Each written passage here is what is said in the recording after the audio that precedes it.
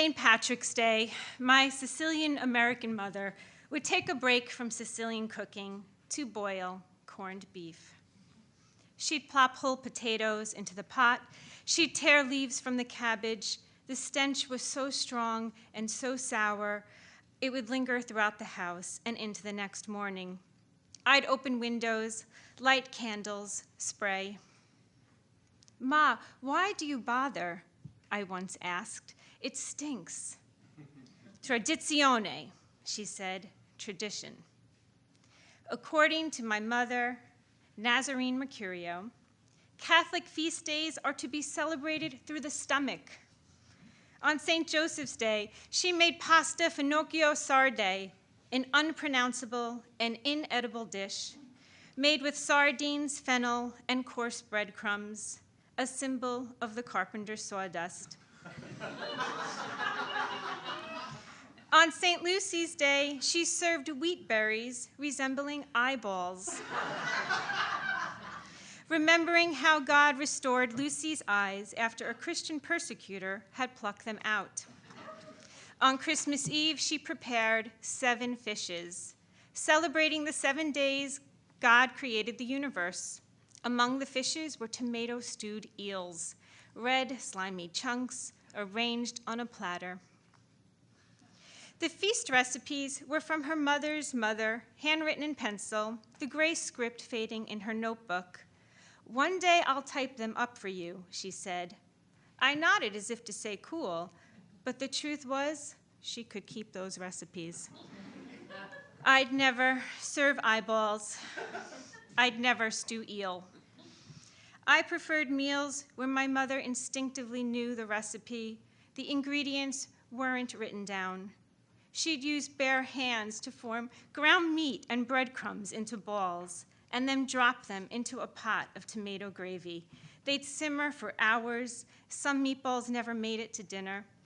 I'd ladle one out and slice it in half, steam rising. I'd lift it to my mouth with a torn piece of bread. I've been out of my mother's house almost 2 decades, married with 5 kids and overwhelmingly busy. I'm not proud to say I often serve sauce straight from a jar. Last March, I had minor surgery, the recovery slow. I was in bed for long stretches of time. I called my mom for help, salivating at the thought of Nazarene in my kitchen. She could slap together homemade pizza. She could brown meatballs. But my mother had something else in mind. It was St. Patrick's Day. She arrived at my door, her arms holding 2 paper brown grocery bags, wrapped around her neck a green scarf. On my kitchen table, she set down the potatoes, the cabbage, the corned beef. I was grateful she came, but I wanted to say, "Ma, no, forget the feast day. Make your macaroni with peas. Make your minestrone." She tied my raggedy apron around her waist and told me to go back to bed. She'd call me for dinner. But I didn't immediately leave. Instead, I lingered in the kitchen doorway, my 5 children gathering around their grandmother.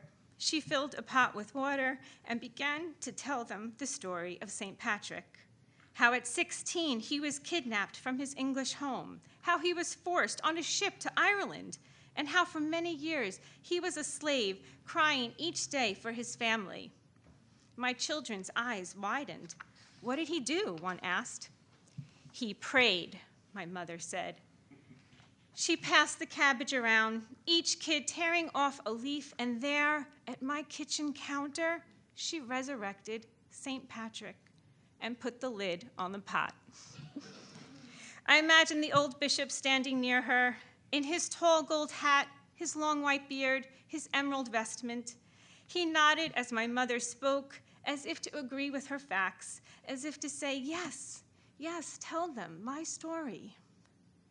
Today, many people turn away from God and saints, but not my Sicilian-American mother. She runs to him, grabbing every feast day by the meal and putting it on our table. She's the modern-day disciple, wearing an apron, serving eyeballs and eels and corned beef. Maybe she's the last of her kind. But judging from the way my kids shoved corned beef into their mouths at dinner, hungry for more, I'd like to think maybe, just maybe, she's not.